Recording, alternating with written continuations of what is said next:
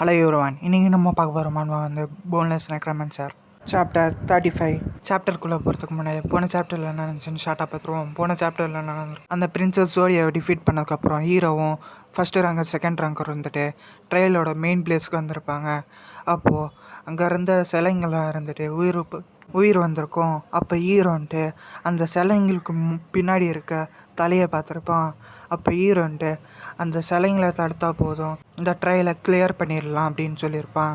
அப்போ அந்த சிலைங்க இருந்துட்டு இவங்களை அட்டாக் பண்ண வர இவங்களும் ஃபைட்டுக்கு ரெடியாக இருக்க அதோட போன சாப்டர் முடிஞ்சிருக்கும். சாப்டர் ஸ்டார்டிங்கில் ஹீரோன்ட்டு என்னோட ஸ்வாட் கியூவோட ஒரு ஸ்ட்ரைக் பண்ணால் போதும் இதுங்களெல்லாம் முடிக்க அப்படின்னு சொல்லிட்டு ஹீரோ போய் அட்டாக் பண்ண போக அப்போது அந்த சிலை இருந்துட்டு ஹீரோ அட்டாக் பண்ண வருது. ஆனால் ஹீரோன்ட்டு அதை தடுத்துடுறான்.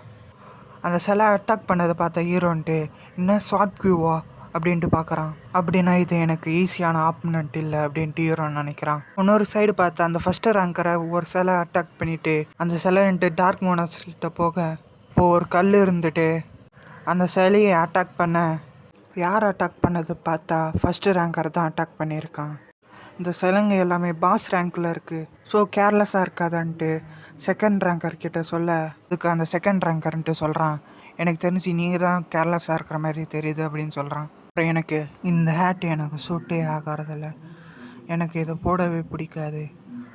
அப்புறம் ஏன் நான் இதை போடுறேன்னா உங்களை எல்லாரையும் முடிக்க தான் அப்படின்னு சொல்லிட்டு அவனோட வில்லு எடுத்து அதில் அம்பு வர வச்சு அப்படியே விட அதை போய் அந்த சிலையை அட்டாக் பண்ண போக ஆனால் அந்த சிலை இருந்துட்டு அதிலருந்துலாம் தப்பிச்சு இவனை அட்டாக் பண்ண வர அப்போ இவன் இருந்துட்டு ஆக்ஸ் மாதிரியான ஒரு பெரிய வெப்பனை மாற்றி அதை போய் அட்டாக் பண்ணுறான். இதெல்லாம் பார்த்து ஹீரோன்ட்டு நினைக்கிறான், நான் இது வரைக்கும் பலவீனமான சேலஞ்சஸை தான் பார்த்துருக்கேன், இந்த மாதிரி ஸ்ட்ராங்கான சேலஞ்சஸை பார்க்க எனக்கு எக்ஸைட்மெண்ட்டாக இருக்குது அப்படின்னு சொல்ல நானும் என் பெஸ்ட்டை பண்ணணும் அப்படின்ட்டு ஹீரோ நினைக்கிறான். அந்த நேரம் பார்த்து ஹீரோவை அந்த சிலை அட்டாக் பண்ணுது. இப்போ ஹீரோன்ட்டு அதுலேருந்து ஜம்ப் பண்ணி எஸ்கேப் ஆயிடுறான். ஆனால் அந்த சிலை அட்டாக் வந்து தரையில் பட்டதுனால கல்லுங்கெல்லாம் மேலே செதறுது.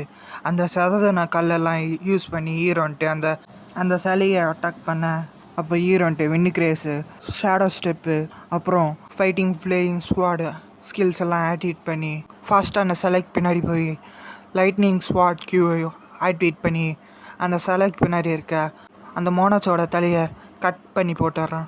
அப்புறம் அந்த ஃபஸ்ட்டு ரேங்கர் வந்துட்டு லைட்னிங் பாம்புன்ட்டு ஒரு பவர் யூஸ் பண்ணி இன்னொன்று சிலைக்கிட்ட இருக்க அந்த டார்க் மோனஸோட தலையை காலி பண்ணிடுறான்.